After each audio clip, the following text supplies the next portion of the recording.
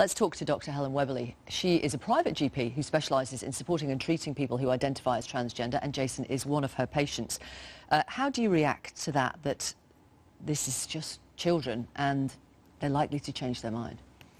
I think it's really important when we're looking at the diagnosis of transgender in somebody to look at the whole history. And we can hear from Jason and his mum that this has been something that's been going on from really as early as they can remember, or as early as Jason could express any kind of gender identity. And when we see children who have identified as a different gender to their biological sex, which is what transgender is, so they identify as a different gender to their biological sex, and that identification is continuous, it's persistent, it's insistent, and those feelings are very strong and they don't go away. So this is very different to expressions of sexuality in later teenage children. What sort of assessment would you go through with the child and the family before agreeing to effectively pause puberty, which involves an injection every month? Okay, so the injections are every month and then every 3 months.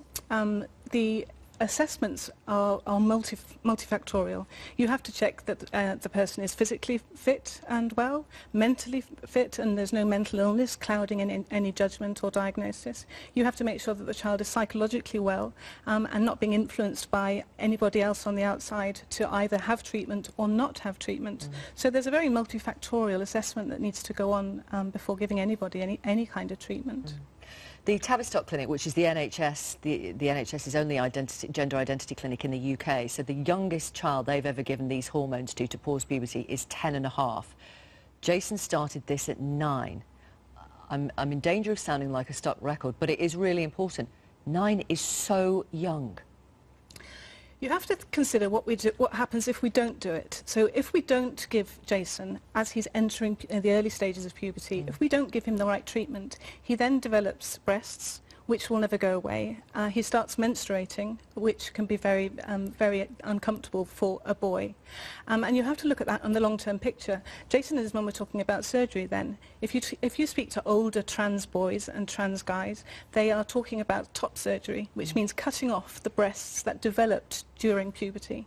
So with someone like Jason, what we're doing actually by getting the treatment right and early intervention, which is what the Americans and the Netherlands clinic model is like, by early intervention we're actually protecting Jason from having unnecessary surgery in the future. How do you know it's right, though? You said by getting the treatment right. How do you know it's right? How does anyone know that anything is right? I wish we had a blood test, a brain scan, something like that. That would make things so easy. We don't. You know, the blood test in Jason is the same as the rest of his class. The brain scan is the same in the rest of his class. So what we do is we listen to Jason.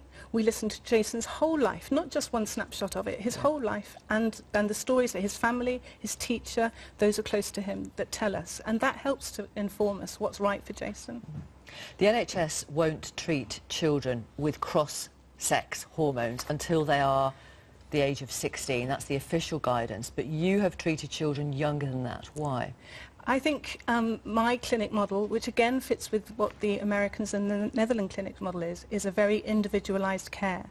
So I think rather than fitting an age on something, I think each person should be assessed, continually assessed as they're going along, and then when it's right to make those decisions and start that treatment, that is the right time. Not forgetting that if we leave Jason now till he's 16, he's going to be one of the very late puberty children in his class to go through puberty, because that's what the cross-sex hormones will do. They will make him go through his male puberty. Right, OK. And just to be clear to our audience, once you start taking those cross-sex hormones, the changes to the child or young person are permanent? They are permanent, yeah. If Jason's voice breaks, if his facial hair starts growing, those things will not go away. Another criticism which has been made is that there is too much emphasis on children or young people being one gender or another if you go down the line of having this kind of treatment. And for some, as they grow older, they'd rather not be identified as either gender. I think it's a hard concept to get your head round, but biological sex is definitely one or the other. You either have female genitals or you have male genitals.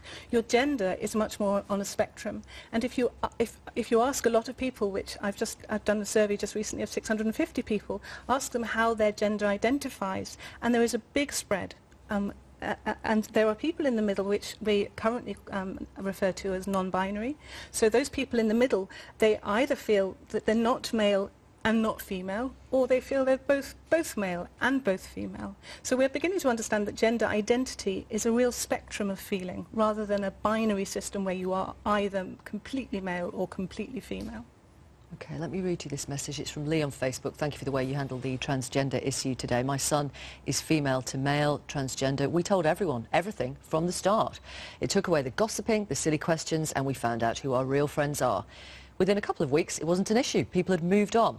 I don't agree with what my son's doing, but I support him, as he's still my child, and I love him, and I pray for him to make the right choices.